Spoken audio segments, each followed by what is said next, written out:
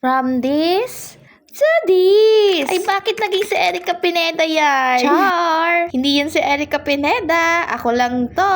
So, bago ko nga sisimulan ulit, guys. Hello everyone. Hello world. Hello Philippines. Hello universe. It's me again, the Picos Warrior of Batangas. Napakataas naman talaga ng energy niyang babaeng na yan. So, ano bang nakain ng babae na yan? At ano bang ginawa niya? At bakit ganyan ang energy niya? Naka-level up ng sobra-sobra naman. Mamaya ipapakita ko sa inyo kung ano bang nainom ng babae na yan. Kung bakit napakataas ng energy niya. So, bago muna ang lahat. So, talaga, simulan na natin tong vlog na to. Aba naman, nakakawalang hiya na tong voiceover ko. Napakapangit ng boses ko talaga kahit kailan. So, ito na nga guys, pang day 17 na natin. Aba naman, nakaabot pa ang ating yun ng day 17. Parang hanggang day 17 na lang. Ay hala, hindi. So, ito na nga guys, pawis na naman ang atin ninyo. At mapapansin ninyo dyan na naka-outfit ng atin ninyo. At meron na rin yoga mat ang atin ninyo. Aba naman, umaasenso.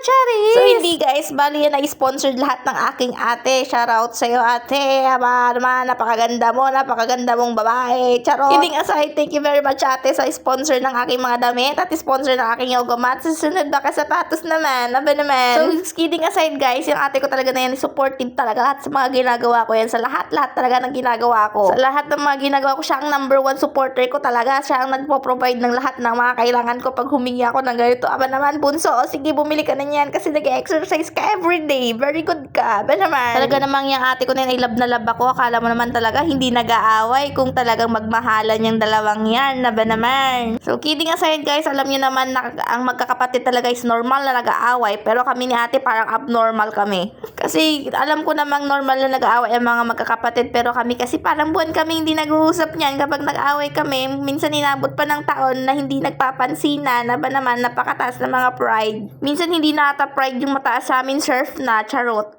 Share ko lang guys, dadalawa lang kasi kaming babae ng ate sa pamilya. Dadalawa lang kaming babae-babaehan. Nasasabi kong babae-babaehan kasi minsan nagiging lalaki kami pag may time, charot. Hindi guys, joke lang. Minsan kasi para kaming lalaki, dalawa niyan. Para kami hindi babae kung kumilos at umasta, lalo-lalo na dati. Bali 5 kami magkakapatid guys, dalawa yung babae, pangalawa siya at bunso ako. At alam nyo ba guys, sa aming 5, talagang kaming babae ang pinaka hindi iyakin pagdating sa mga problema. Fight lang, ganun. At yung mga kapatid namin lalaki, kaya ba mas iyakin pa sa amin guys kung hindi nyo iisipin na lalaki sila ay mas mapagkakamalan ninyong babae silang tatlo. Lalo na kapag lasing guys at kinanta yung mga team song namin. May kilala talaga akong kuya ko na gano'n tumutugtog pa lang, wala pang 2 linya is umiiyak na siya. Aba naman. Sa mga hindi kasi nakakaalam guys, meron kaming team song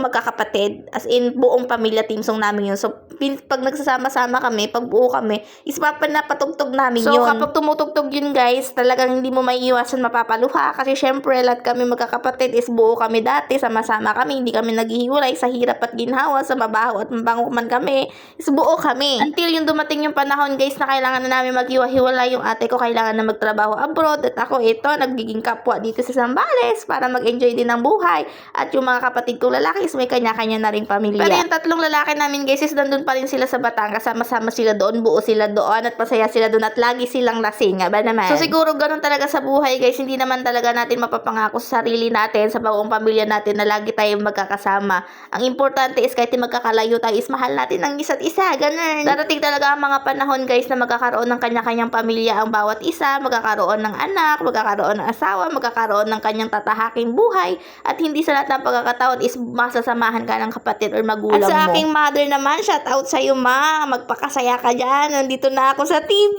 ano ba yan? So habang nagpo-voice over ako dito guys, para akong baliw kasi tawa rin ako ng tawa dahil sa mga pinagsasabi ko dito sa walang kwentang voice over ko. Pagpasensyahan na ninyo. Talaga kapag nakatungab ka ng milk tea na isang baso talaga guys. Huling-huli talaga sa video guys na nagdala talaga ang aking jowa ng milk tea at nawala na naman ang diet ng ate ninyo. Ano ba yan? So balik na nga ako sa kwento ko guys. So kami nga nagkahiwalay kami ng magkakapatid. Talagang dati mulat sa pool magkakasama talaga kami sa ginhawa man yan or sa hirap man yan. Buo kami pero ngayon dumating yung point na kailangan namin mag-iwa-hiwalay para tahakin ng mga kanya-kanyang pat. At ako ito nagiging kapwa, nagiging traveler na lang sa buhay. Pero kahit ganun guys, kahit ganito ang pagkatao ng ate ninyo, pasaway, matigas ang ulay, mahal na mahal kong mga kapatid ko na yan, lalo ng aking nanay, lalo ng aking ate na sa ibang bansa, lalo ng aking mga kapatid na palainom, ano ba yan? Hindi ko man nasasabi ito sa personal sa kanila guys, pero alam nila yan, matik yan kapag inaaway ko sila, ibig sabihin ay mahal ako ni Bunso, ganun. So ako kasi talaga guys, kapag inaaway ko sila, yung pag may mali lang sila, ganun ganun na lang ugali ko talaga guys. Talagang matigas talaga ang ulo ng ate ninyo. Pasensyahan nyo na. So, pinanganak talagang ganito ang ate ninyo. So, bale,